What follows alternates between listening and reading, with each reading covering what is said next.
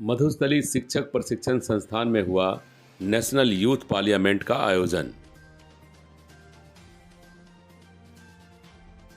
आपके शहर मधुपुर में खुल गया है आसू इन्फोटेक, जहां पर मिलेगा आपको कंप्यूटर के सारे एक्सेसरीज, साथ में ही नए और पुराने लैपटॉप भी उचित मूल्यों पर उपलब्ध है। जी हां, तो देर न करें, साथ ही आसू फ्रिज, जहां पर वॉशिंग मशीन, एसी सभी को रिपेयर किया जाता है। हमारा पता है नगरपालिका रोड और राजबाड़ी रोड, मधुपुर। तो देर न करें, सेवा का मौका जरूर दें।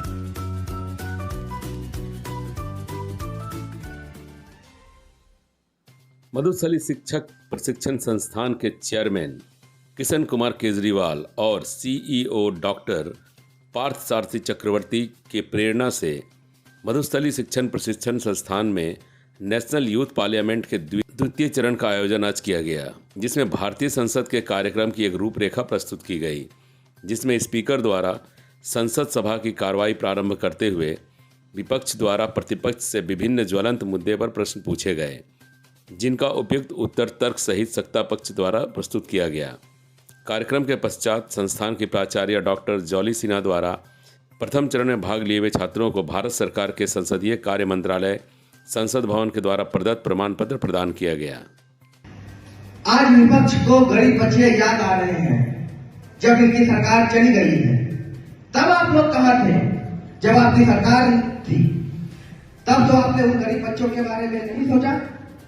आज आपकी सरकार चली गई है, तब आपको गरीब बच्चों की याद आ रही है। दरअसल आप तो चाहते ही नहीं थे कि गरीब बच्चे कभी पढ़े, इसलिए अपने सरकारी विद्यालय को निजी विद्यालयों में परिवर्तन करने का बिल संसद में लाया था। क्योंकि गरीब बच्चा अगर शिक्षित हो जाएगा तो वो 5 किलो राशन मिल जाने पर वोट थोड़े ना देगा। जो नकली मुद्दे असली मुद्दे को भटकाने के लिए उठाए जाते हैं, उनसे कोई भटकेगा नहीं। गरीब का बच्चा अगर पढ़ लेगा तो बोलेगा हमें राशन नहीं, हमें नौकरी दो, हमें व्यवसायिक प्रशिक्षण दो, ताकि हम अपना जीवन यापन अपने बलबूते कर सके, न कि सरकार के भरोसे। हमें आत्मनिर्भर बनना है, और जब उनकी ये मांगे पूरी नहीं होगी तो वे आंदोलन करने लगेंगे, जिससे ये पिछली सरकार सबसे ज्यादा लगी थी। माननीय महोदय, मैं आपके माध्यम से विपक्ष के सदस्यों को यह बताना चाहता हूं कि हमारी सरकार गरीबों की सरकार है, मूल निवासियों की सरकार है, अल्पसंख्यकों की सरकार है। हमारी सरकार उन वंचितों की सरकार है जो अब तक इस विकास की धारा में।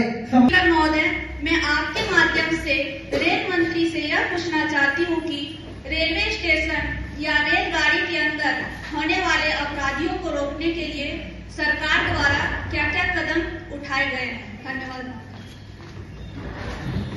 Honourable minister of railway Shri Manish Kumar भैया। Honorable Speaker, through you, I would like to inform the Youth Parliament member that many steps have been taken by the railway to control the crime. Among them, some are Railway Protection Force (RPF) and the Government Railway Police (GRP) have appointed for the protection of passengers. Security helpline number 182 is operational over Indian Railway for security-related assistance to the passengers. Frequent announcements are made through public address system to bring awareness among the passengers to take precautions against theft, snatching, drugging, etc.